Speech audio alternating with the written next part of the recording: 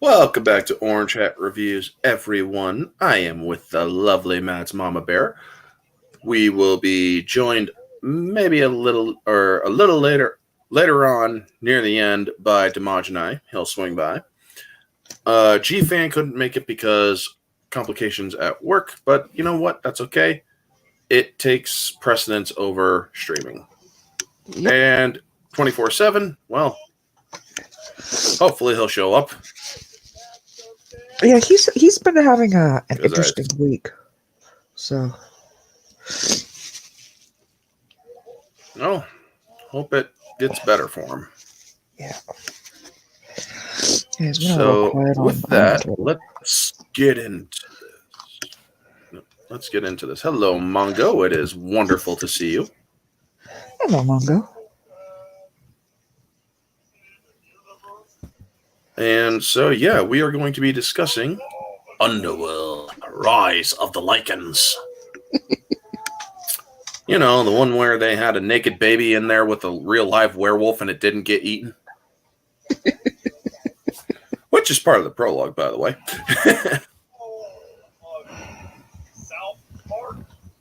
But yeah, so let's get into this. So basically, this is medieval times, not like the restaurant, but real medieval times. And kind of like a Scottish Celtish feel was the design that they went through or with Dan Henna from whatchamacallit, What a Workshop, and as set designer. And they actually had Pat Totopoulos, the guy that did the creature design in the first two movies. He's the one directing this one, so that's always wonderful. And because and just like the second movie, there's inconsistencies with this movie, like I pointed out in my brief review, which is in the same playlist as this stream. So, yeah, they changed the look of the Lycan or the werewolves, the ones that get bitten like by William or by one of William's spawn, or as they love to call it in this movie, William's pestilence. Really dates the movie there, you know. Oh, shut up, you stupid truck, and go home. You're drunk. Anyway, loud truck outside. I don't know if y'all heard it, but yes, I it heard was loud. it. But anyway, yeah. So this starts out where a werewolf has basically given birth to a human baby, which means basically that the person was pregnant when she got bit. And so, yeah, that happened. And I just love how Celine is narrating this. And she's like, and while every fiber of Victor's soul warned him to slay this child, he did not. And it was just, Victor brings up the crossbows, like, taking aim, about to kill myself a bit. God damn it, I can't do it. And so he just walks off and, well, makes you wonder how was Lucian raised, you know? But then they show him in his teens doing a little fight test with some slaves. And then Victor tries killing him. He catches the arrow. And then he's like, what do you think, Sonia? Should we make more of him? Like him. And that's how basically the birth of the entire Lycan breed has been born. They forced Lucian on every full moon to take a bite out of a few slaves that they got. And yeah, you end up with a new race of immortals. You got the pure blood werewolves, you got the vampires, and now you got Lycans. And yeah. So then Lucian is now a blacksmith. Awesome. Hail to the iron handlers. But like any sad story that involves dogs, they have to have collars, which sucks. because they got these little silver spikes inside the collars that basically, if you begin to change, the silver touches or stabs into you and it arrests the change. So that's the prequel. What did you think of the prologue of it before they got into the meat of the beginning of the movie? The fact that they actually showed a female werewolf, actually, I will give them complete credit on, because it's not the kind of thing that we normally get to see. Werewolf is generally always seen as male only. Yep. And for him to say in the first movie that he was born into servitude means that his mom was a werewolf. Mm-hmm. So that the fact that they actually showed that was awesome. And again, like you mentioned, there's a lot of Celtic or whatever notes to the background, which I'm glad they didn't go the atypical Romanian, look for things, because all of their accents are, well, English. So. Yep, pretty much British, English. And then they get into the moonlit ride where you see a Death Eater in a real cool looking armor, mask, and helmet and whatnot, riding through the forest. And then suddenly the werewolves spring up. Now these werewolves, if I can, I'm going to try to pull them up.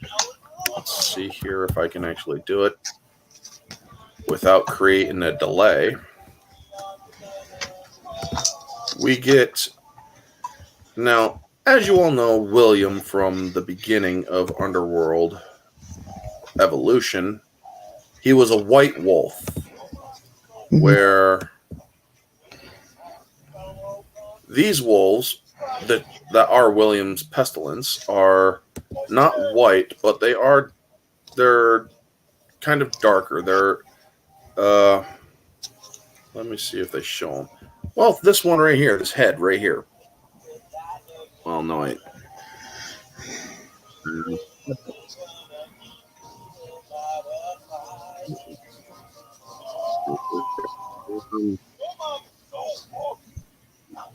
gosh dang it. These are the werewolves. Well, yeah, we'll actually talk about this. These guys right here. Werewolves, meaning the ones that can't change back in Underworld 2. The ones that got bitten by William. Notice how they still look like the ones from Underworld 1, just with more hair. They forgot the manscape. Now we're going to change one word in the search queue and cut that one. Alrighty. Rise of the Lycans. Lycan. Also, be sure to smash that like button, folks. It truly does help the channel more than you know.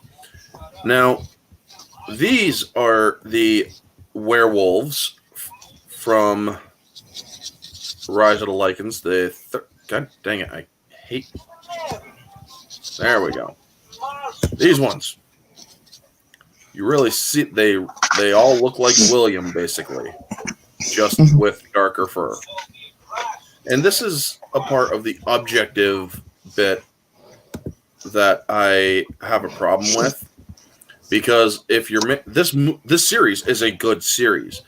If they had only remained consistent instead of constantly evolving with each movie, it would have. I honestly think this would have been one of the better sci-fi movies that they have ever done. Yeah. Or a sci-fi series that they had ever done. And so we got a bunch of these guys chasing after a death dealer, and you hear him, or you see Lucian chasing after or sensing them, and he grabs a crossbow, the three-shot crossbow. And you see this death dealer also running through a canyon, she has a cool sword that has the ninja stars from the first movie kind of attached to them that she could just fling. And it's like, well, abracadabra. There you go. Dead Lycan or dead wolf. And so Lucian shoots the two wolves.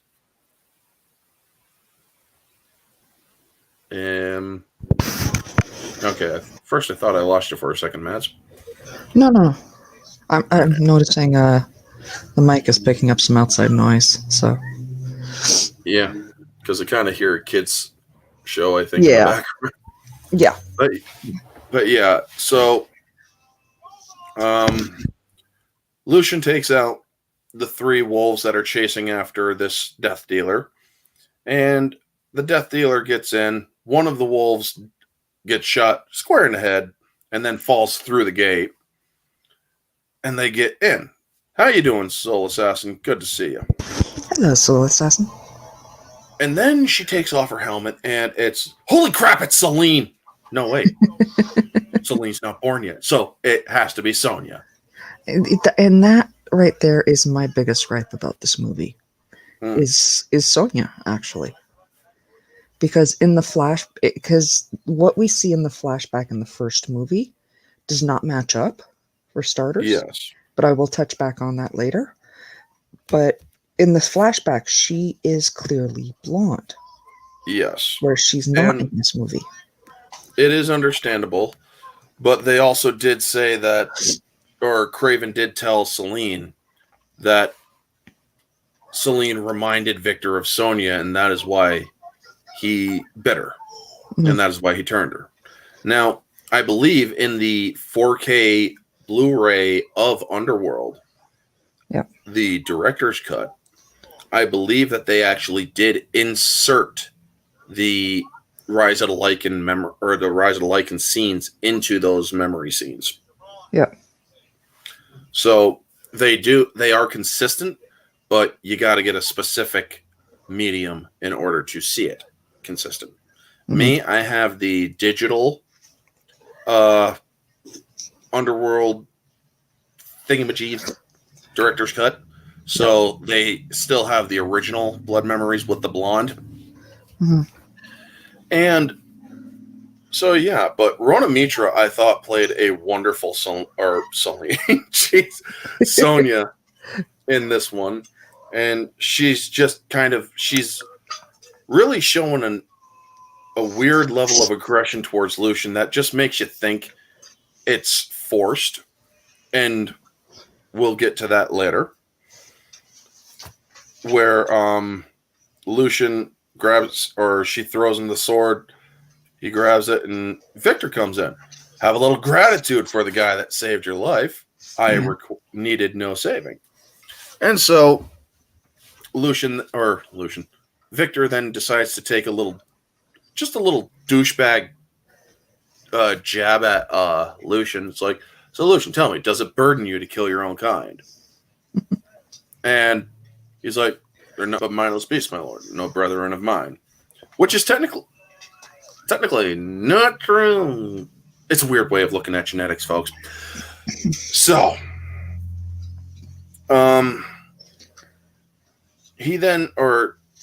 Sonya trots off on her horse, and Lucian's kind of looking a little longing after her, and then, well, Victor kind of notices, and it's like, you're a credit to your race. Do you know how to remain so? Stomach, folks. Yep. And he's like, do you know how to remain so? Keep your eyes on the ground. It's like, yeah, probably a good idea, dude. You don't want to let that kind of secret slip. But later on, you then see Victor with Sonya. And he's basically reading her the riot act. It's like, you were sorely missed at council. And there was a council meeting between the council and Victor. And Victor's like, humans upset Tannis. Make a note of how much pain that brings me. The dude is basically bleeding and hemorrhaging, gushing sarcasm.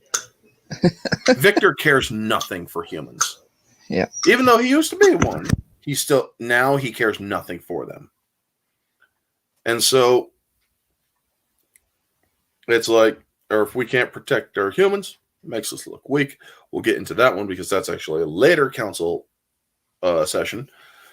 But he's like, you were sorely missed at council. And she's like, and she just jabs right back at him. She has no freaking problem saying, I was out patrolling. Mm-hmm. Oh, I see. And it's like, I hope you enjoyed your little moonlit ride and whatnot. And it just basically shows you just how defiant she is. And Victor, he does allow her some room to defy, but he is also you could tell that he is getting sick of it. He's a doting father. He's like, you risk too much for a father to ignore. And then he says, you will leave the wolves to the death dealers. And she is a death dealer. Mm-hmm. So it's like, why, father, should my risk be no greater than theirs? They are not my daughter. And they are not council members. You are. So, yeah, he gives his daughter the riot act and how she must learn the dance of politics. You will be ruthless and cunning. The dangers of the forest are no different than the dangers of the council chamber. Except that the council members are not trying to rip your throats out. But, yeah. Or your faces. Or your hearts, legs, lungs, and everything else. But, yeah. Maybe if things get heated. Maybe. I mean, we saw how, well, we'll get to that later too. So what did you think about the whole introduction after the prologue, the moonlit ride, and Lucian and Sonia's interactions with Victor and whatnot? What did you think of that one? Oh, that was awesome. Found the teeth, put them back in later. No, that was awesome. And from a girl, obviously, I really liked the interaction between her and Victor because that really felt close to home in a lot of things. Obviously, my dad and I didn't have discussions over vampires and werewolves, but yeah. But you did have discussions. Similar, yeah. Fathers always have certain expectations, and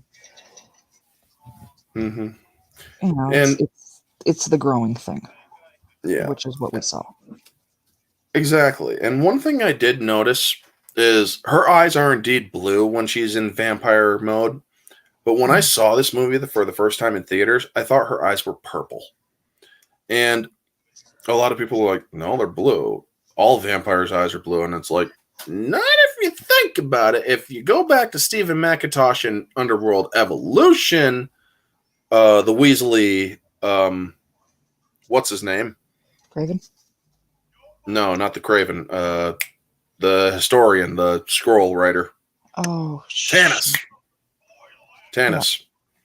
If you go back to his eye color in the second movie, they're like a yellowish green. So it's like, yikes. Yeah. So there is also that inconsistency. So it wasn't too much of a stretch to actually think that her eyes could have been purple in the right light, Yeah. So then you have this real asshole of a death dealer with a whip. Yep. Walking through the courtyard. One Lycan is they're all in human form. He's just taking like 1 second freaking break. Just 1 second. And the dude just starts whipping him. It's like, no rest, dog. It just starts whipping him. And that's when Lucian comes in, grabs it. He's like, that is enough. Yeah. And believe it or not, it's kind of good that Lucian did stop him. I mean, he thinks he's a vampire, so he's obviously above Lucian, which he is technically. Mm-hmm. But it's like, and he pulls a sword and he's like, I said that's enough. So says the master's dog. You will not always be his favorite, and when you fall, I will be there. Let us hope so. It's like, Lucian, be careful what you wish for, please. I mean, it's just like epic karma in this particular instance. But then he looks back at the other slave. I think it was Christo. Yeah, Dax and Christo and Reyes and others. And he gives them a nod, and they get a nod, and y'all get a nod. So then they're talking more about, or there's another council where the council members are talking about the humans and how if we can't protect our humans, it makes us look weak. And Victor's like, how would you project strength? Well, so our death dealers patrol the night. Maybe our daylight guardians can patrol the day. And Victor's just freaking out about it. He's like, Lycans outside the walls? No, fuck you, no. They're born of beasts, and the savagery of this despicable fact cannot be bred away. And the way that Coleman, the other council member, he's like, I think your fear of this idea is misplaced. And the look that Victor gives him, it's like, bitch, did you seriously? I mean, he's serious. You can tell that Victor just wants to murder. He's like, the audacity of Coleman to say that. And then he's like, in fact, let's hear I keep on wanting to say Celine. What Sonia has to say. Oh, she's not there. She seems to be needed elsewhere. Find her. He turns his hand. Find her. It's like, yeah, I think your dad's going to kick your ass the next time he sees you. But unbeknownst to her, or unbeknownst to all of them, she's going out for a moonlit liaison. And that leads into our next talking point, the moonlit nookie. I mean, what's Underworld without a good sex scene, right? So you see Lucian, he's climbing up the rock face, and Tanis is out looking for Sonia. She's not in her room, so he's looking out in the courtyard, not seeing anything. And then Sonia turns up behind Lucian, and they have a nice little sex scene. And I gotta say, leaning Lucian off the side of a cliff while riding his bones, jumping his bones and whatnot. When I saw that, I cringed, but it's like, damn, this is also kind of hot too. But holy shit. I'm sorry, folks. As much as I love a good weird sex scene and all, how his weight did not overtake and flip them off the cliff gets me. It's like he would have had to have been mid-small of the back in order to stay on that cliff. And now we're going to discuss the physics of nookie. Yeah, the physics of sex, or the physics of sex between vampires and werewolves. And let's not even get started on that. I mean, that could be construed just way disturbing ways, folks. I mean, think about it. She's technically committing bestiality, but hey. Yeah. So they have their climax and whatnot, and I'm sorry, halfway off a cliff, dude. That would be like the best sex you could have, and then you just tilt over and you're both dead. Whew. But anyway, end of sex scene. We have seen that, they do have the whole gravity-defying properties. Yeah, that's true. I mean, like when the girl in the first movie, she went full-on scared cat and clung to the ceiling. True, but that would make her lighter, wouldn't it? I mean, seriously, think about it. That would actually make her lighter, so how did they not go over that cliff? But anyway, so she asks Lucian, is it true what you told him that you feel nothing when you kill them? And he's still of the mind that they are mindless beasts. That's what he thinks, because that's what they kind of act like. He hasn't considered that there might be a shred of intelligence in them. And so he tells her, they're mindless beasts. They're no brethren of mine, so why should I feel anything for killing them? Yep. But now we get into the meat of the story. He's like, if I were to leave here, would you come with me? Typical Romeo and Juliet stuff. And she's like, leave? Don't even think it. They'll hunch down, mark you like all the others. It's like, that's the one thing that I wish they had shown, was also not only getting the collars, but also getting the Victor's brand on their shoulders. Him in particular. Because that was an important point in the first movie. Have shown that. It would have been freaking awesome. Yeah, you are to actually see getting a bit robotic on us. Huh? You are getting a bit robotic on us.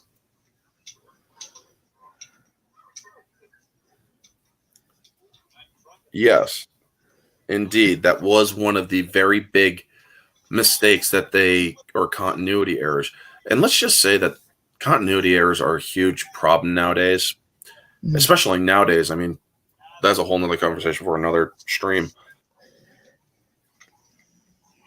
Well, I'm going to stop my cam then. Maybe it might help. Here's hoping. Is that better? Yeah, that's better. Or am I still skipping? No, you're good now. Uh-oh. In fact, I think it caught up still hear after me? you were. Okay, good. Okay, good. Now I think I might be delayed a little bit. Maybe. Well, anyway, so Lucian makes a key, and Sonya's like, promise me you won't use it. It's like, so you want me to stay and be a slave for you?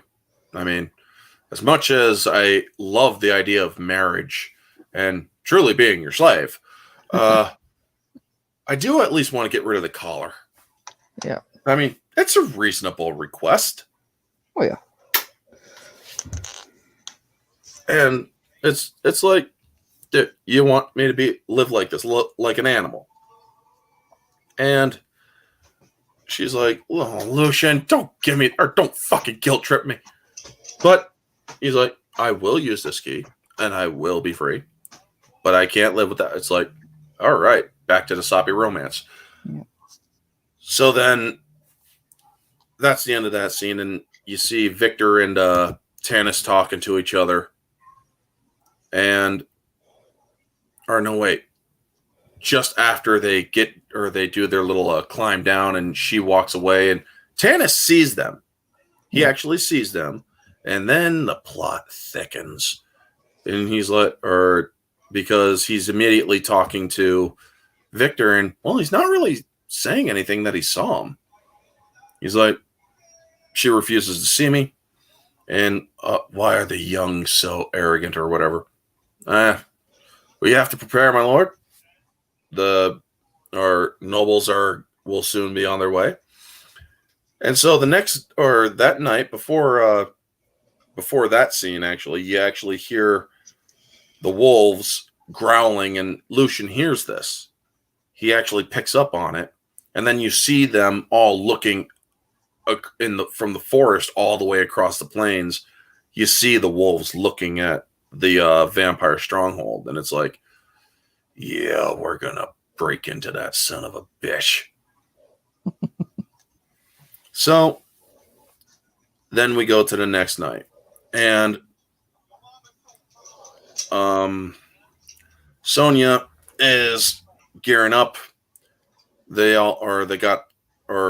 You see some death dealers waiting for a carriage with a bunch of people who are slaves who are with their heads covered and whatnot. And then they get the little flare with the arrow. And Lucian is pretending like there's nothing between him and Sonya, and she slings her sword, and he's like, let somebody else go. Why? Last night before I left you, crap, the damn Death Eater gets in there just to interrupt them again. Yeah. In case it has escaped to your mind, Blacksmith, I'm well and capable of taking care of myself. Besides, you can watch me from the wall. No, I can't. I can't see that far. I imagine that kind of just going through his head. It's like, I really can't, but okay. But then he senses, or when they go out, he then senses a pickup in Lycan scent and activity, or werewolf scent and activity. And he tries telling them, get your men out there now. I mean, you'd think that the vampires would actually listen to him. He is their resident expert on fucking werewolves. Mm-hmm. Get down, dog. Your leash is too tight. Step away. And he's like, they'll be massacred. So he just shoves off one dude. And you know he's going to get the riot act for this. He leaves. And while the werewolves start attacking the convoy of slaves and noble, or just one noble family with a lot of slaves, and we get introduced to the sexy Kevin Grievous, everyone. Raises back, and I'm willing to bet the second Mads saw that, her uterus exploded. I was happy to see him. Because he was a likable character in the first movie. He truly was. Yeah. And he was the one that also wrote the dang thing. Yeah. Davy Jones versus Victor. Mongo? I can't think of that right now. But yes. So the Lycans are attacking, and he gets out there. He starts fighting with the swords. She slices a Lycan in half, or a werewolf in half. I keep on calling the werewolves Lycans. Kind of are, but not really. But anyway, that was just really bad CGI when she cuts that one, and it's like, yikes. But I do love how they're also tunneling around and whatnot. Okay, there's flashing lights outside of my window. I didn't do it. Oh, it's just a rescue, I think, going somewhere. No, fire going somewhere. Anyway. He realized, or Lucian, and then pulls Sonya out of the burrowed tunnel area. And he sees that there's just way too many. Reyes is actually fighting these things as a human, hand to hand, smacking them, punching them, and hammer fisting them, and all sorts of stuff. Reyes is holding his own. And it's like, damn, man, go Reyes. Again, he's like 6'6", you know. I'm not surprised that, you know, he's... Oh, yeah. 6'6", voice like no one else in this world.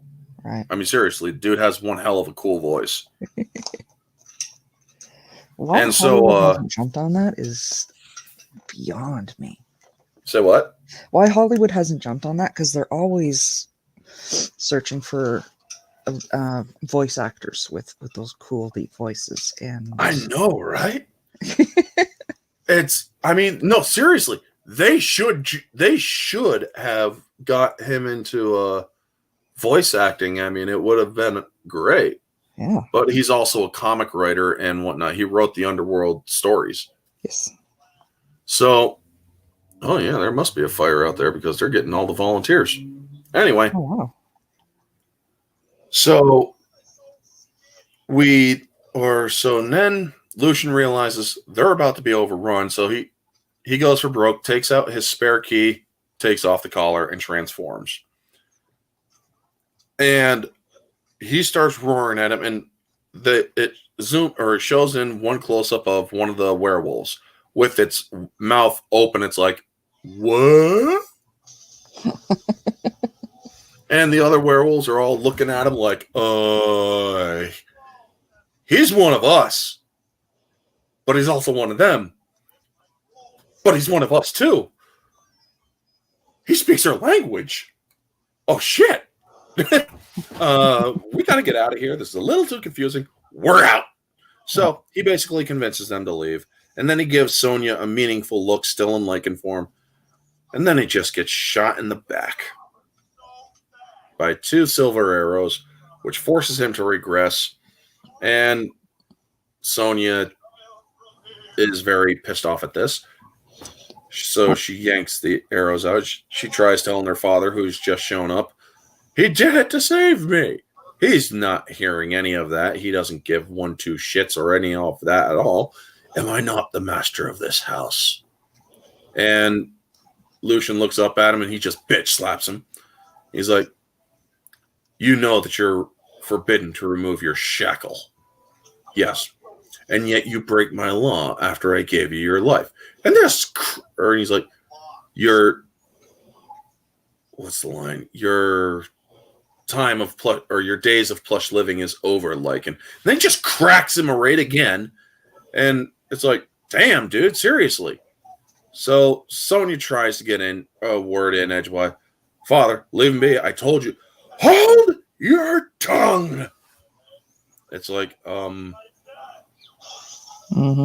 yes, Daddy. But you've defied me for the last time. And so he gets 30 lashes. And it's by the same guy who said he would be there when he fell. Yeah. So basically leading into the fall from grace. And I got to say, that's some of the best practical effects that I've seen. The prosthetic that they put on his back to make him look like he was getting whipped. Yeah. I got to say, when I saw that in the theater, I cringed. It's like, I'm like, holy shit. It looked like I was getting, or it almost looked like you were ready to see bone in there, you know?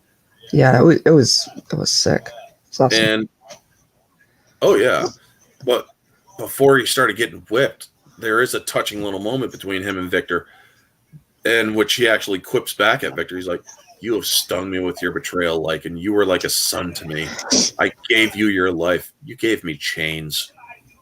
I thought you would have learned, or after all these years, you would have known. You cannot have one without the other. I'm sorry, but if I was Lucian, I would have said, then where are yours?" Yep. I would have said that. I honestly would have. It's like, well, then where are your chains? I mean, I guess they're kind of metaphysical, considering you can't walk around in daylight. Oh, fucker. But anyway, he gets whipped 30 times. During the process, I love the first whip, or when he first gets whipped, he barely reacts, but he does feel it. He's like, "Ugh." And he's just starting to growl like, "Ugh." And it's like, is he about to change? I mean, I would have loved to have seen the collar in action. That I felt was a wasted opportunity to actually see the collar stop a change. And then his friend Daxus tries stepping in, but they stop him real quick, and Victor just gives him a little side. It's like, yeah, fuck off. And so Coleman's like, stop this, or you're going to stir the others. Let them stir. Or what? You think we should just let him get away with it? Don't you see, Coleman? You want to trust them outside the walls. We can't even trust them on the inside. By my count, that's 21.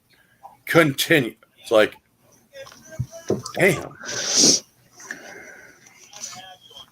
And so then he gets dragged away. He's no longer the master's favorite. And Ray's gives him some water, which was cool. And then it goes to Victor and Sonya again. Still there? Yes. Okay, just checking. Because I didn't get your mic went. Yeah, I flipped my mic up. Ah. Yeah. Because I didn't see the mute thing. And no, it's one of the benefits for me for my mic is I can flip it up when needed. Yeah, that's true. Yeah. So then Victor comes in.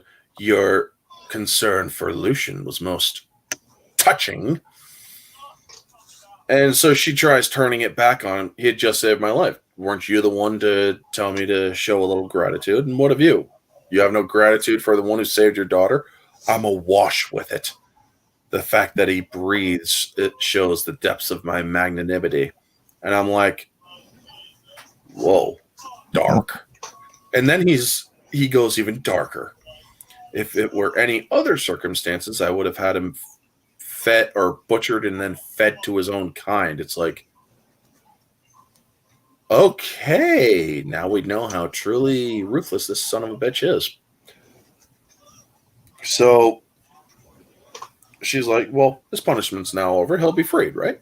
Freed? We don't keep order with sentiment, Sonia. Lucian was forbidden to remove his collar, and yet he did so. He will remain imprisoned, a cautionary tale. Janosch and the other nobles will be arriving. Your presence is expected. And then he just gives a little arch of the eyebrow just before he leaves. It's like, what is he thinking underneath that eyebrow? Makes you wonder, doesn't it? Probably wondering how many disappearances she's going to have now. Yeah, I know, right? Like, I swear to God. Basically, that little raise of the eyebrows, like, you don't show up this time, I will kill you. No, I'm just kidding. You wouldn't kill her. Maybe. Well. Spoilers. Yeah. So, while the nobles are wheeling up to the place, Reyes and Lucian are having a nice talk, and Lucian's commending Reyes on how brave he was, and he's like, have you ever come across them before? And he's like, only in stories. And he's like, were you not afraid of them? Yes, but I wanted to live. Are you afraid of me? Yes. I just love how he is actually very honest with him. Yeah. And during that dialogue, he's like, yes, I am afraid of you. He's like, well, don't have to be. I don't bite much. that little much to kind of diffuse the tension. And then he asks him, you're like them. And that's when Lucian, a little bit of Lucian's pride shows in, because he immediately answers. He's like, no. A Lycan, yes, but not like them. The ones you've seen out there were animals. The spawn of William. He gives him a little background. Purebloods, if you will, which makes a pretty fair assessment. They are kind of purebloods. And then he's like, they're incapable of thought or feeling or there's nothing human left in them. And then Reyes actually raises the issue. He's like, but I saw you. They obeyed you. And this gets the wheels in Lucian's head tick. This is the first turn of the cogs in Lucian's head. He's like, yes, they did. So you could tell that he's formulating a plan. And then Sonia shows up, all gooey and romantic, and calling him my love and all that stuff. I'm sorry, you're back. And he's like, what the hell are you doing down here? Yeah. But then he's like, is there any debt? I need to get out of here.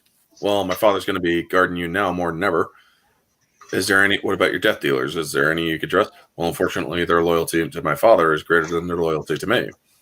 Tanis can't be trusted. No, he knows about us. How? I have no idea, but if he hasn't said anything, that means he wants something. And we all know that Tanis is a squirrely little devil from the second movie. Yep. And he's like, Sonia, find out what it is. And so then the nobles all turn up. And so she goes, gives her a little nod to her father, stands to his side, and she looks at Tannis. She's like, yeah, you little shit. Me and you are going to have a talk later. So then the nobles are brought in, and they're giving tribute to Silver. I absolutely love this scene because it shows you just how unhinged and how much Victor is losing control over the situation. It shows that Victor, in his ruthlessness, it's showing that it's not always going to work. Mm-hmm. And so Janos, one of the guy that owns the largest silver mine in these lands, didn't bring any silver. And his partner, or whoever that guy is, and I just noticed this tonight when I'm watching this, he tells him, it's been overrun, my lord. Work is infected and turned to beasts. And Victor's like, how unfortunate and costly. I think half the rights of your mines, or half the rights to your mines, will cover the expense of our assistance. And that's when he starts talking back, and his friend starts backing up, shaking his head like, no, I'm not with him in this. I'm subservient. He just starts backing up, and it's not really focused in on him, so you wouldn't notice. You're more focused in on Janos talking back. Mm-hmm. He's like, what assistance? You can't. The wolves are at your door. You've bled me dry. And we've all heard the stories. I mean, look in his eyes, man. This place is cursed. They're no more human than the devils that roam our... And Victor just has had enough of this shit. He just walks right up to him, grabs him. If devils you call us, rest assured. Better the devil you know. And Janos, trying to regain what little semblance of dignity he has, unhand me! Certainly. Throws him over into a freaking pillar. And, well, they had the worst CGI damage on the dude's head ever. You could just tell it was digital. And still gonna name Marianos. Yeah, and then Victor's like, does anybody else want to be heard? Yikes. So, while this is going on, the death dealers are feeding the slaves and getting a laugh out of it and seeing them fight over each other like dogs and Lucian's looking at... Oh, you okay? That's Brian Steele, that actually played William in Underworld 2. He was in the William suit. And so he grabs him, and you could tell he's not faking that, because the when he grabs him, the collar goes up, so it's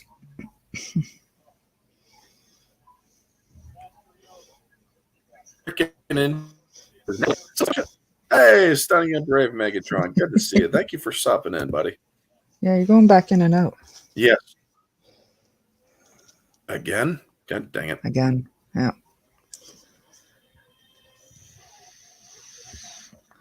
And hello, Megatron. Right. So yes, then he's like, is this what you want to be their entertainment, their playthings, their pets? Am I still going in and out, or am I clear? Right now you're clear. Okay, good. That's what she said. Yep. Yeah. Technically, yes, that is what she said. Indeed. And so he's like, I have lived my entire life by their rules. I've protected them, envied them, and for what? To be treated like an animal? We are not. He starts rallying them up. We are not animals.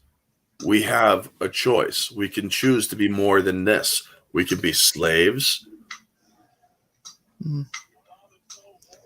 Ends. And that is one of the best trailer spots in the entire marketing. Yeah. I wouldn't mind being Ronamitra's pet plaything. I don't think any guy would object to that soul assassin to be one of. Well, Daniel James might, but yeah. Yeah. But There we go again. Josh getting dragged away, and Victor talking to Sonia. It's like, time to put this wretched night behind us. Gladly. And she's like, gladly. But before we do, I need your input on something. Anything. Yes, Father. With Lucian gone, we need to promote another Lycan as gone. Coleman thinks he's going to stir the others. I just love how he's just like, Coleman thinks he's going to just stir up the others. He just puts all the fucking blame on Coleman, throws Coleman right under the bus. And it's like, really? Really, dude? Coleman's not even there to freaking defend himself. But so she realizes, or when her father's saying we need to set an example and whatnot. And so you see her turning away. It's going to be difficult. I mean, he's been with us for so long. And then she's not facing him. She looks up. She's like, oh, fuck, they're going to kill my dog.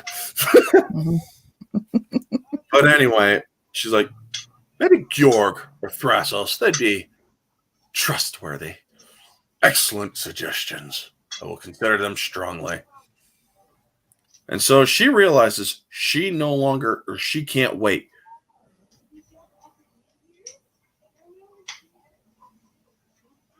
Unfortunately, we can. He's reading his scrolls. I'm guessing he's editing them in the medieval way of editing. She's like, what have you told my father? Knife to his neck. What have you told my father? Nothing. Why? Why what? Why have you told him nothing? And he has the father welcomed, brought him news that his beloved daughter was consorting with a Lycan. Yeah. He's not really known for his gratitude. I mean, it's true. Tanis may be a weasel, but he is smart. This shows you that he is really, truly smart, and he's also ambitious. And he even says it to her. He's like, and I am not yet in a position where I can use this to my benefit. Mm-hmm. And so she makes a bargain with him. She's like, what do you want? There's 12 council seats, and we don't die often. Unfortunately, no. I just love that. Unfortunately, no. So what if I just left my seat to you? Why would you do that? Can you keep a secret? And it's like, okay, yeah, sure.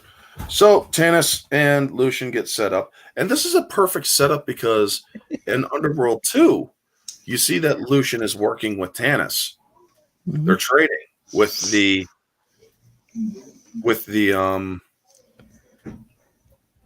UV rounds. Mm-hmm. If Orange Hat were a Decepticon, his name would be cut out. Yes. Yeah. Cute. So then Tanis basically helps get a little conjugal visit with Sonia and Lucian. And then after that, they come up with their escape plan. And he's like, I could take someone with me. She's like, no, you have to go because they're planning to have you killed right after the humans are turned. Mm-hmm. And so then we see Ray's getting let out with the others. And he's like, be brave, human. Because he knows what's about to happen. They're leading him up. And then Tanis goes in. He's like, you know what your problem is? You don't know the natural order of things. Things change. Yep. You're ready when they do. And he throws him a key.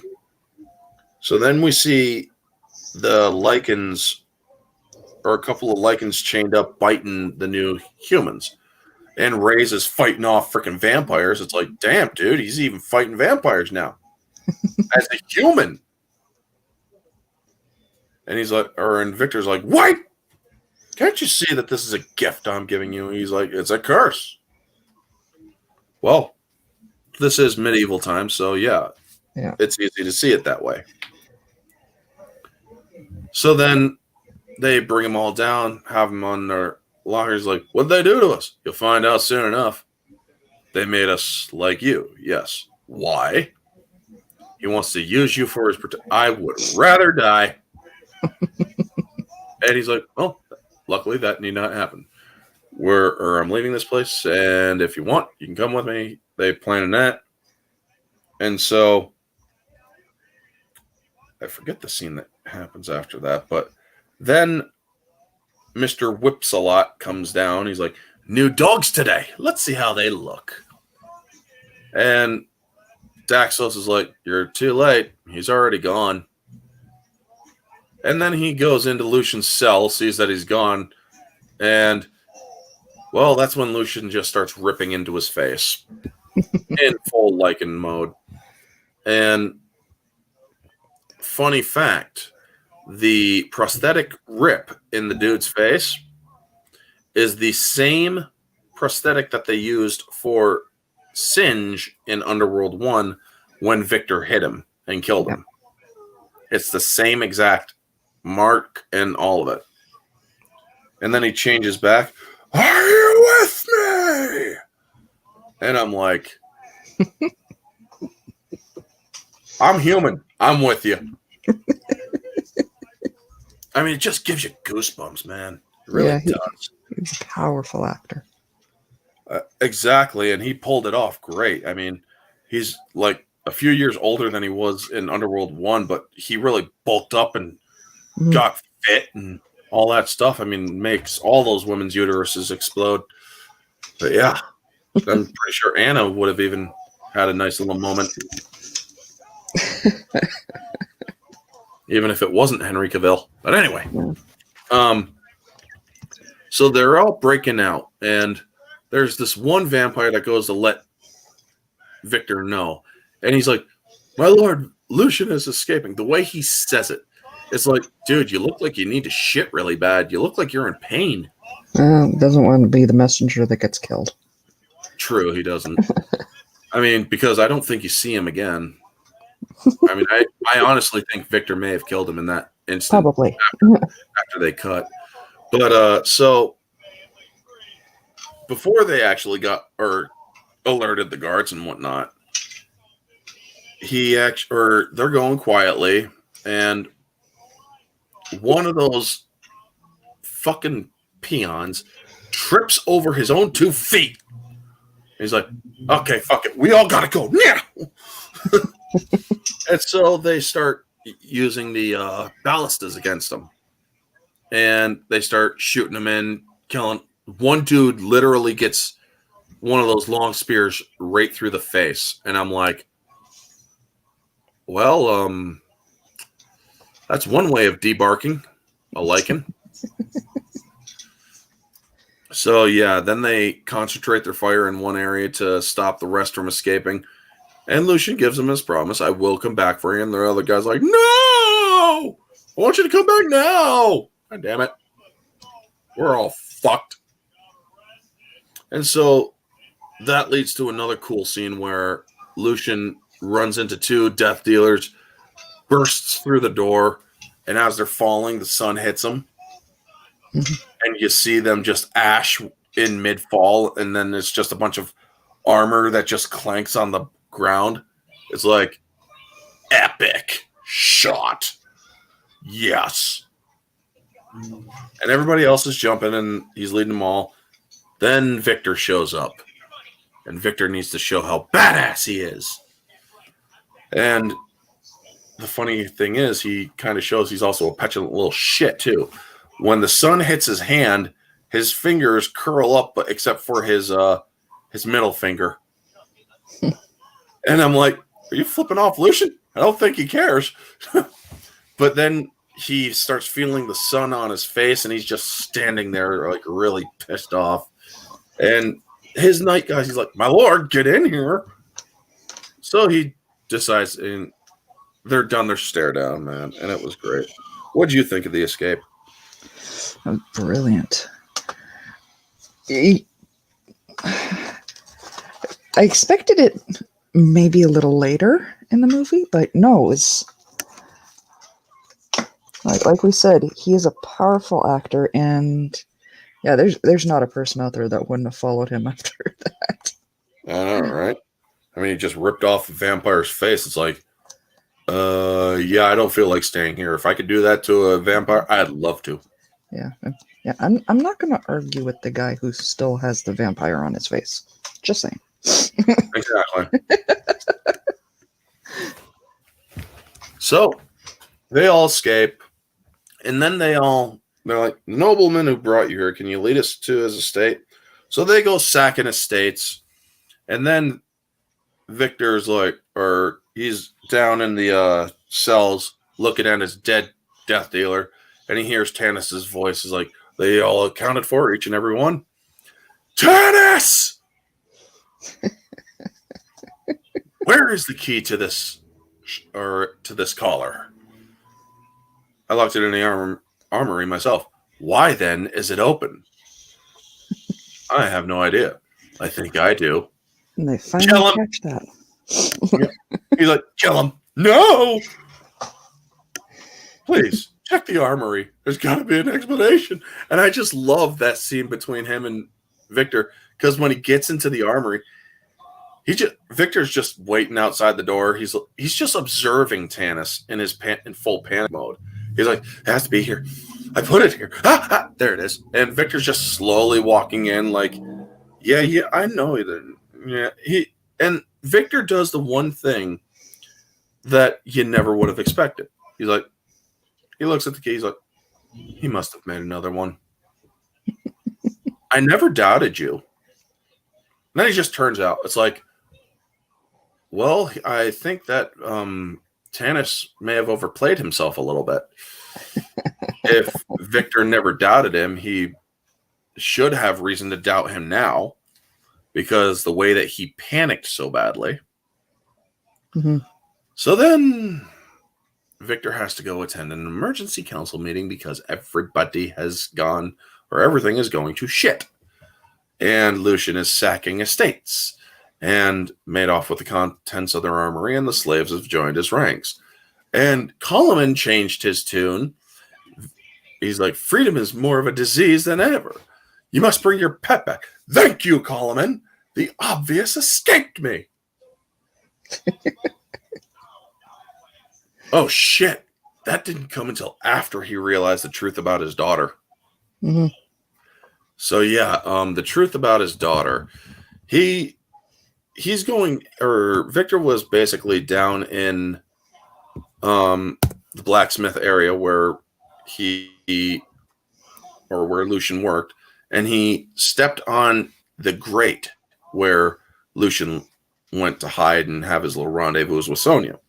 Mm-hmm. And he's putting two and two together. And so Sonia is in her room, and then her father just kind of sneaks in. He's like, did I frighten you? I'm sorry. He's playing the nice father. He's like, and he starts playing on her feelings. He's like, with all this stuff, I never really considered your feelings, my feelings. I mean, Lucian's been with us for so long. I too, myself, have felt tenderness towards Lucian. He could have been anything. A death dealer, perhaps. And Sonia's fallen for it, sadly. And she's like, yeah, perhaps. But he wasn't as we are. Was he? And then he basically drops all pretense. Did you help him escape? Yep. Oh, she's going to have to lie. Help him? Of course not. That's kind of wickedly forced there, Sonia. Yeah, it's a trap. And then he turns. Are you lying to me? You know that he's already suspected it. Mm-hmm. You know that you basically know at this point what he's willing to do. And she's like, I have done many things against your will, but he is a like it. She's trying to sell her distaste for this accusation against her. And he's like, I'm sorry, I'm sorry, dear one, but you leave me no choice. And then he bites her neck and gets all of the dirty secrets out into the air. And boy, is he pissed. He pulls away. Ah! I wanted to believe your lies, though I knew it could not be true. My own daughter, how could you? And she, like any pregnant daughter would be, Father, I love him, but he doesn't know she's pregnant yet. Yeah. But basically, this is what happens when Daddy catches you, basically pregnant with the boyfriend, and you're not supposed to be pregnant because you're too fucking young. This is basically that kind of scenario. Yeah, Except it's also the guy Daddy doesn't really want you singing. Exactly. It's In there. And he's like, you've betrayed me to be with an animal. The way he says animal, to be with an animal. I'm like, yeah, I think Bill Nye's Tourette's really kicked in there. Yeah. Or whatever he has. I don't know if it's Tourette's. I mean, it's probably like a really low form of it. But the way that he delivers his lines and has his twitches and whatnot, it really makes you wonder, is it a condition or something? But it plays so well. When Daddy finds out you have OnlyFans from his coworker. Oh, dude. Nice. When Daddy finds out you have an OnlyFans from his coworkers. Yikes. So, yeah. And he even says, I loved you more than anything. She does not leave this room. It's like, oh, so you're grounding her too. Okay. Yeah. So, Lucian then Lucian goes to the Den of Wolves. And he's learning that these wolves are standing upright. He's conversing with them, even though he's not really conversing with them. And they know that they recognize him through his scent, because there's one right up next to his face when he walks into that damn cave. And he's standing there like, oh gosh, I could either die in the next second, or holy shit, man, I have the same problem with Starscream. And the Den of Filoni wolves. No, dude. Filoni wolves are pussy wolves. These are fucking awesome wolves. Yeah. Yeah, Filoni wolves. Ugh. I could go all day without talking about Dave Filoni. But anyway, moving on. So he comes back. Excuse me. I farted. It happens. Yeah, wow, folks. And so he finds out Sonya's not there. And his buddy, one of his Lycan buddies, Christo, is like, with respect, Lucian, I don't see the wisdom I'm waiting for. She's not one of us. Did you forget? She's the one that kind of helped us. She set us free. She's a vampire. If she's deceived, that's when he's had enough of that shit. Puts him right up against the tree. He's like, death dealers will undoubtedly be on the hunt, and they will eventually find us, but not by her doing. It's like, I told you not to say anything. And I'm like, oh shit. So then, Sonya's maiden shows up. Sonya's been arrested. He knows about the two of you. I think you should, or I thought you should know. Yeah. And she just really hates Lucian, I guess, because she's like, Sonya's been arrested. He knows about the two of you. And even when he was getting whipped and she went to the window, you could see Luca look at her like, are you serious right now? I mean, yeah. Internet gas. Yeah. So then Lucian goes back in. And this is when Coleman, or right after Victor locked his daughter up, he's like, thank you, Coleman. The obvious escaped me. I won't have to lift a finger. Lucian will return of his own free will. I have something he wants.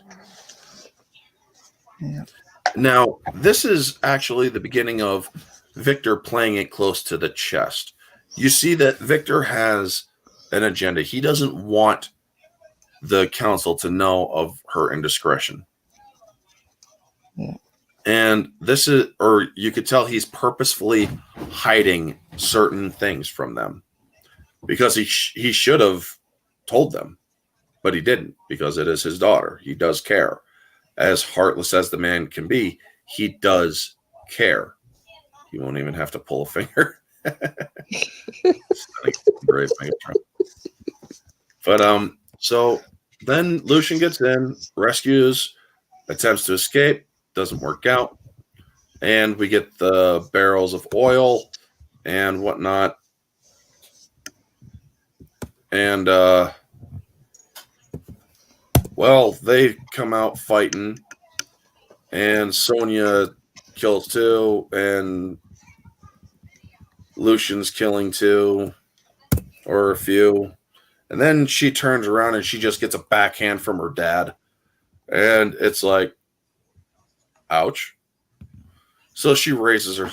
How dare you raise your hand to me? And she tells him, I do not want this.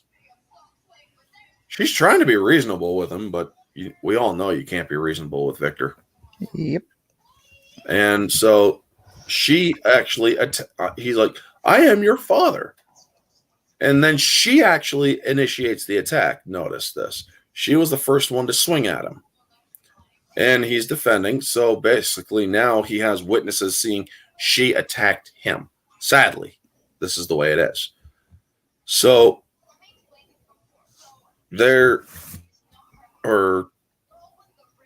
Lucian, sorry, brain fart. He gets smacked around and then cornered with like 4 or 5 or 6 crossbows at his neck. And Sonya's fighting Victor. And he's like, you think you could defeat me? She's like, I don't want to defeat you. She doesn't. She just wants to be with Lucian. And so she gets the upper hand, pushes him down. Killing me won't save your precious Lycan. Please call off your men for the sake of your grandchild. And oh, does that shock any daddy? Or it's like, the fuck? She grabs his hand, puts it up against her womb area, her belly. A miracle, Father, a union of the bloodlines. And you can, or while she's saying that, you can see Victor listening and his head turning to listen to it as he's hearing it. And then he just pulls his hand back and repulse. He's like, I curse the day your mother gave her life to bring you into this world. That thing inside you is a monstrosity. It would have been such a great line for her to just say, aren't we all? Yeah. Unfortunately, he doesn't give her the chance to say that. He pulls a knife, quickly subdues her. This is over. Remove him. And then he tells, it's like, do you realize what you've done? I could have given Lucian to the council and they would have never known about your indiscretion. But after this, never. He's not only enraged, he is heartbroken. His daughter didn't just betray him to be with Lucian.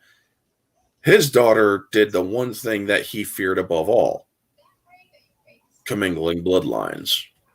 Mm-hmm. And so they're both in slave garb, and she gets brought before the council, and Coleman is reading off the charges about consorting with animals. Just one animal. I don't think she was into the whole gangbang scene. The whole wolf pack. Yeah. I don't think she was legs deep into the whole wolf pack. I think it was just the alpha that she was into.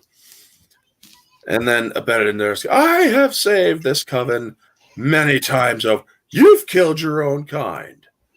Yeah. And commingled bloodlines, resulting in the thing germinating within you. Your past glory does not excuse your present guilt, nor does your station as a council member. Yeah. And it's like, or every time it shows Victor or the screen pans across Victor, he is just dead stared. He's just, this is not something Victor wanted. So he's kind of just dead to everyone else until they call for the votes of her being put to death. And they all look to Victor because he hasn't given his vote yet. And Lucian, he's like, she's your daughter. And I think that is what really cemented it, because they look and then he gives a couple blink and he just utters it. He's like, "Aye." And so they lead her away. And after everybody walks away, Victor, this is where the end of Victor's ability to feel. This is his downslope into an abyss of hatred, because he just realized he condemned his daughter to death. He gave that final vote.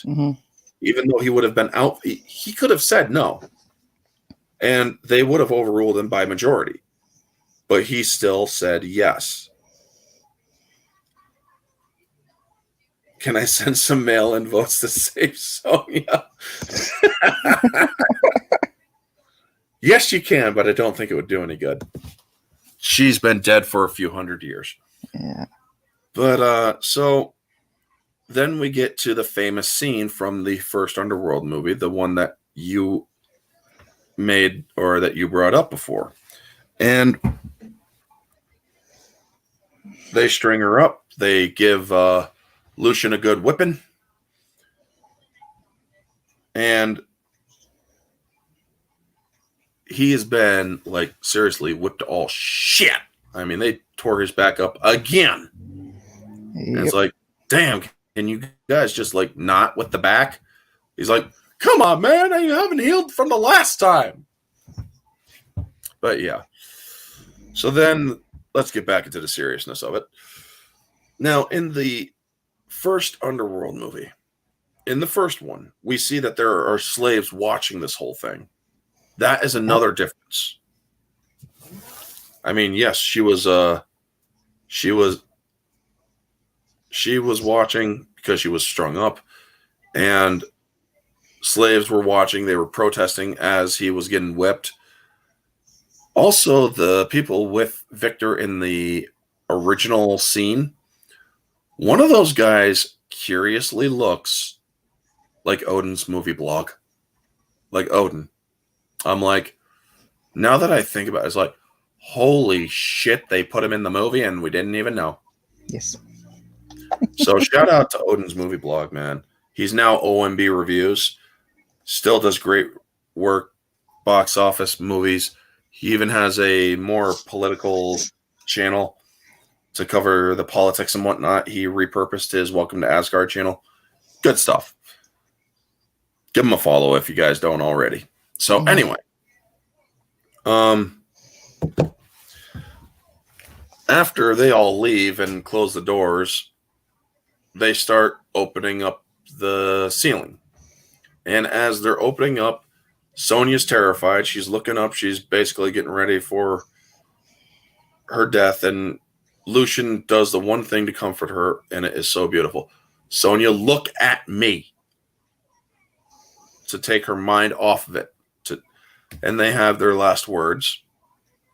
And then as just before the thing cracks open, you see these two chains kind of pulling oppositely away from each other. That's a take from Underworld 2 when William's prison was being opened. And I'm like, so weird across time. William's getting freed while they're about to cook Sonya. And I just love what she says. Your face will not be here when this is over, will it? Meaning, or she's telling him, get out, escape, live. When she says that, she's basically saying, I don't want you to follow me into death.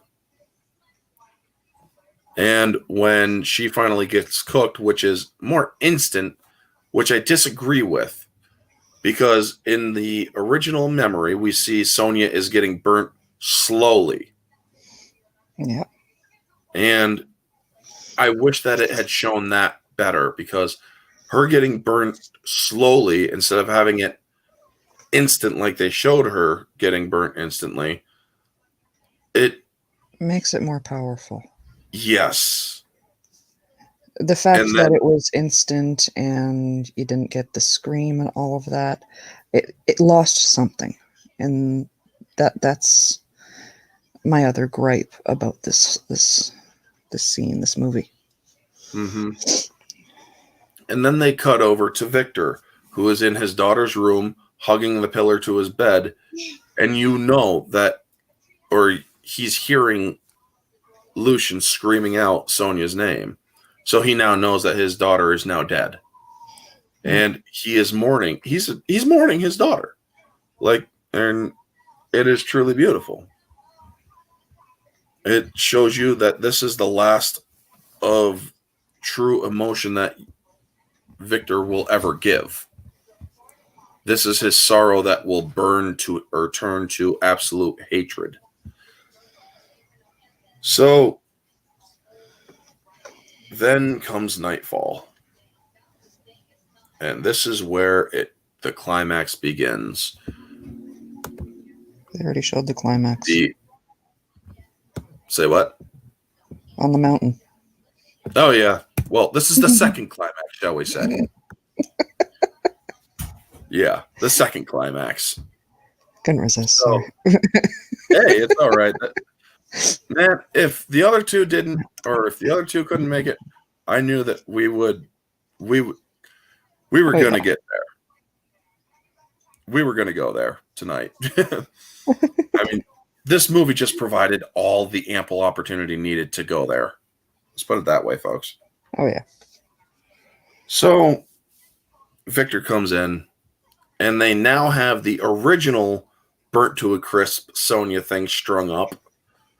Because when she got burned, let me turn on my camera for a second. When she got burned, her arms were up like this, not like this. Yeah. So I'm guessing in her crispy state, which should have, or while she was up like this, well, if she was dead and burnt to a crisp, her arms wouldn't bend like this. They would kind of just break away. Yeah. You know? But they put it up like this anyway, and it's like, can you guys really just... Oh. But yeah. Victor comes in, sees his dead daughter, grabs the key to William's cell. Well, one half of it, because the other half's right in his chest still. And you see the look on his face when he reaches up to touch it, but, well, that last bit gets interrupted because Lucian is also awake and he's seeing Victor and he just wants to kill Victor. And this is where you see the arrow burping. In the first movie, you saw Lucian burp out the bullets from his skin, the silver from his skin. In this one, you can see him push out the arrows, because not only that, the full moon is also kind of giving him a good boost. So he transforms, and I just love, or before he transforms and whatnot, I love what Victor said.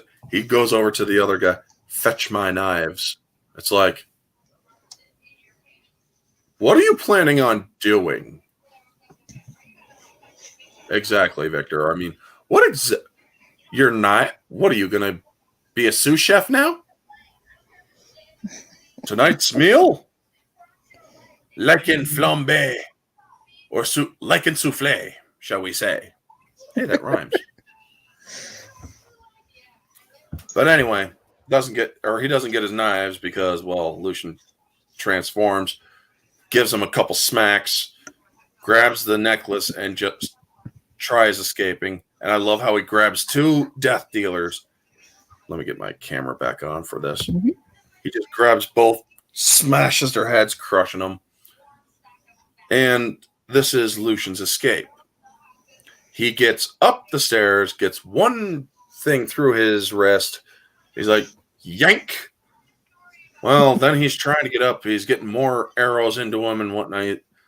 And he doesn't really escape. So, why do they call it an escape? Anyway, yeah, they shoot him with the silver, and he gives out the big roar. And Reyes and the others hear it from off in the distance, but then they hear, or it's suddenly cut off by another arrow. And my tablet just reset for a reason. I don't know. Oh, it completely did a reboot reset.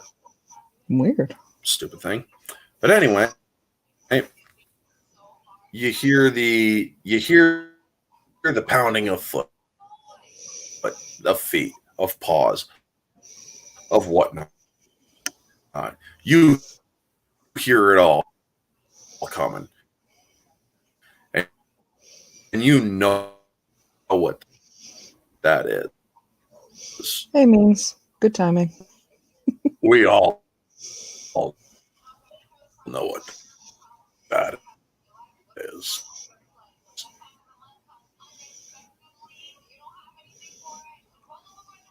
He just called the pack. and Yes. boy, when I saw that scene, folks, it was fucking beautiful.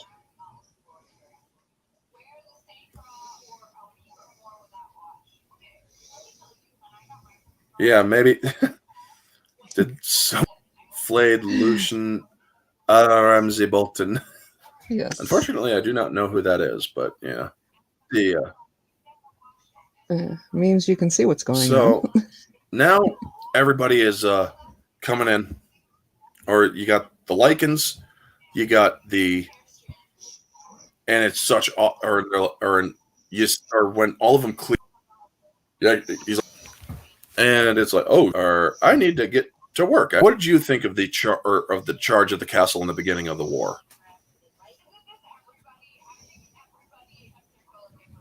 Mads. Yes, dear. What did you think of the castle charge and the war beginning? And like I said, that's when I honestly expected the breakout. Yeah. Not earlier, like halfway through the movie.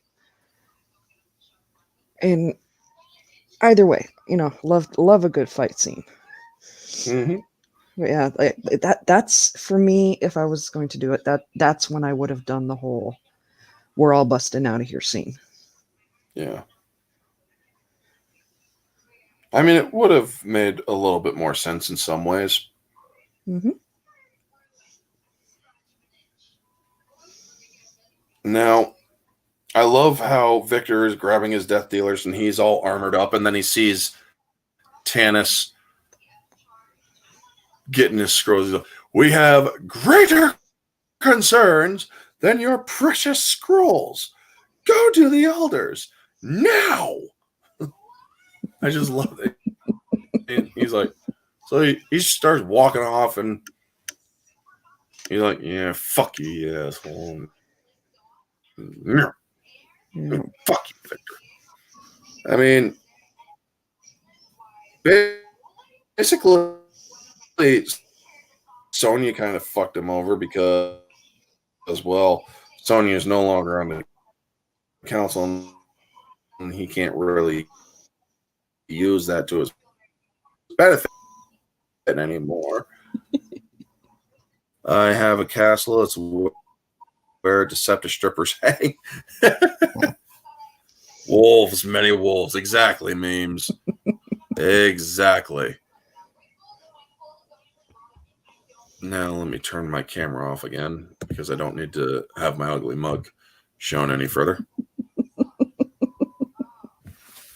So that charge where all the wolves just crawling up or going up the wall, you get the Wilhelm scream, starts in earnest. This is where it all started. Victor and his death dealers dropping in. Kill! Are seriously racist with that shit, Victor. It's Victor. Who are you gonna, or what are you really gonna do? You know? Yeah. So then he puts on his helmet with the red flangey thingies to let you know that it's Victor. But we also know the real reason.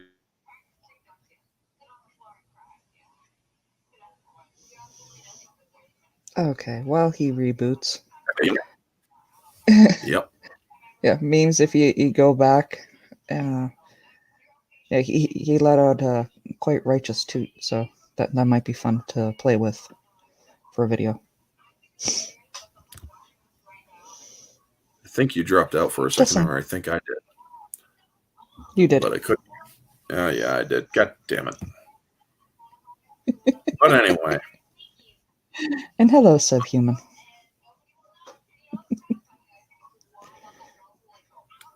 We're going right along here. So, what was your favorite part of this whole final act? I'll touch on that in a second because Mongo is heading out. And thanks for joining us, Mongo. And honestly, I'd love to hang out with you on a stream one day. It was awesome seeing you hanging out with Drunk. Indeed, even if you couldn't pronounce that right.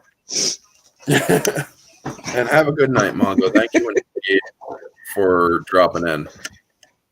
Yes, but no, the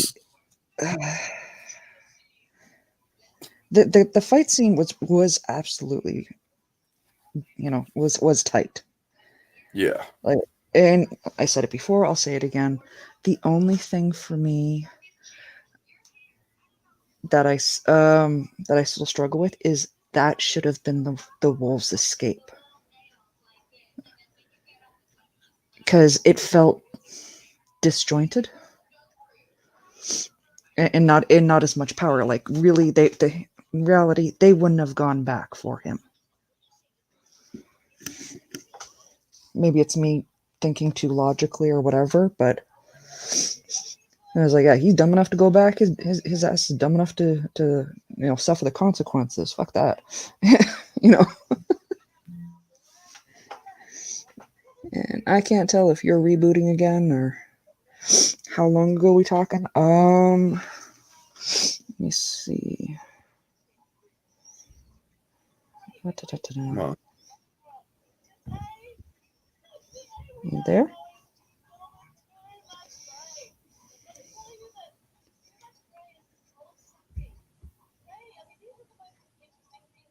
Yeah, I'm here. My internet's dropping in and out. Yes, we've noticed. Alrighty, I'm back. Okay, good. Yeah. But yeah, my favorite part was the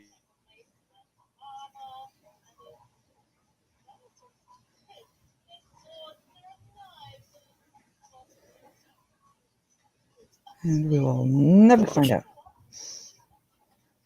Okay. Is this thing gonna stop doing this? It's 10:35 currently, and at Stunning and Brave Megatron commented on it at 10:10. There you go. Yeah. Were you telling memes that? Yes. He wanted to know how long ago. I mean, he did clip Christy sneezing and did an awesome video with that. So memes did? Yes, he did. Memes, I want you to link that to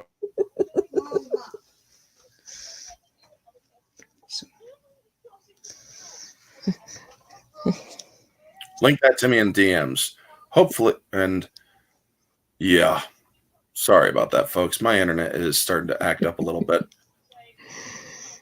Yeah, it was one of the original Queen's Councils. If I have to, I'll actually switch over to my damn phone to finish this thing out. If I we can wrap this up because we're pretty much at the end of the movie anyway. pretty much. So yes, Victor and Lucian have their fight, and conveniently daylight starts creeping up because it was still like midnight when he went after Victor when Victor went into the sewer. But suddenly, like 5 minutes later, the sun just starts coming out. Yeah. And so he wraps him up in the chains. He's like, I should have crushed you under my heel the day you were born. Yes, you should have. Stabs him through the mouth, but you didn't. And it's just the most beautiful thing ever. So he then throws him down into the wall.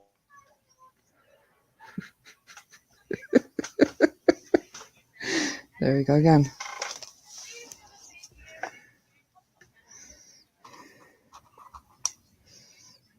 And yeah, I know. I'm sorry, folks, for the cutout again. And so he throws him down in the water. And, well, we know that Victor lives because in the ship that's sailing away, you see him alive and walking into his coffin.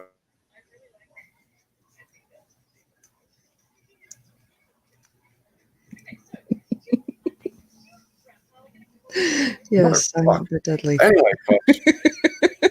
Yes, I know. Silent but deadly. So I am going to call it here. Yeah, we'll call it.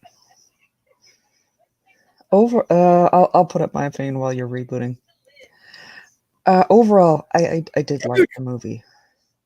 It was a great Me too. It was a great glimpse into how the war started. That being said, I would have liked it to have been a little closer to what the flashback was, what the blood memory was. Yeah, I know. Yes, definitely. That should have been more closer to or more accurate or as accurate as they could have made it. Yes. Anyway, me.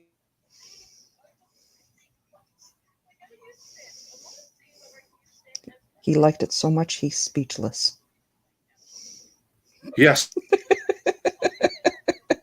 And yes, I see you, Soul Assassin. Do we get a free orange hat after every fifth outage? Yeah. No, we've all been there. Computer issues, computers being, glitchy. Yes, So, my Chromebook is being very. My Chromebook is basically on its monthly cycle, shall we say? yes. Anyway, folks, we are going to wrap this up. I'm sorry to basically cut it really short like this, but it is. But I feel for him. I've been there where my computer was being glitchy on a live stream. So, for those who want, Sunday I will be having the Poetry After Dark that will return. And if anybody has any requests for a theme, feel free to hit me up on Twitter, which of course you can find me at Matt's Mama Bear here on YouTube and on Twitter. And I will be posting some updates about the Dragonkin for those that are curious. Plus, I have actually a great DIY that I'm going to be doing tomorrow morning. So, yeah, don't miss it.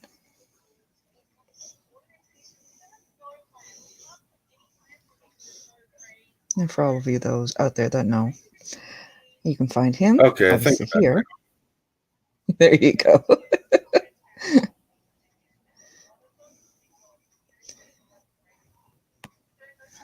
Let's see. You are Orange Hat Reviews on Twitter.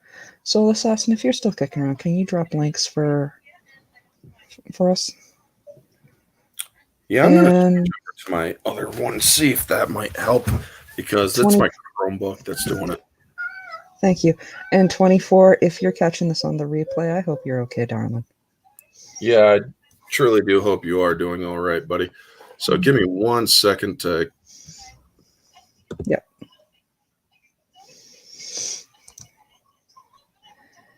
Okay. And of course, you can find him at Orange Hat Reviews also on Twitter. Yes, you can find me at Orange Hat Reviews on Twitter. Now I shouldn't be having a problem because this is my stupid ass Chromebook that's having the problems. So am I coming in clearly now? Mm-hmm. Okay, good. So yes, thank you, Mads, for plugging everything. And Soul Assassin, plug the others that couldn't make it, including GFan and yes, 24. Yes, thank you. TJ unfortunately had to work. 24. I seriously hope he's okay. I do too, because it's kind of worrying that he never got back to us. But anyway, folks, I do apologize for the internet having a seizure on my Chromebook like it was.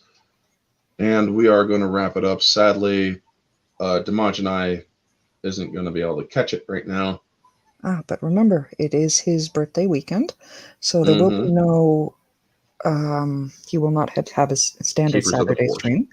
Yeah, it will be Spellbroken Live. Spellbroken Live will be on Sunday on his channel, which will be hosting his birthday party. So feel free to drop on by when he hosts that, and wish him a happy birthday. Indeed, and that is exactly what I was planning on doing too. Was actually giving that plug. I am going to. But thank you for doing it. You're one of his wrenches, so you should do it. I'm actually also going to be popping in to wish him a happy birthday. Same here. Not just in the chat. Yeah. So, yeah. I plan on doing that just as much or just as well. But anyway, folks. You guys all know me. I am a big fan of the Dark Council.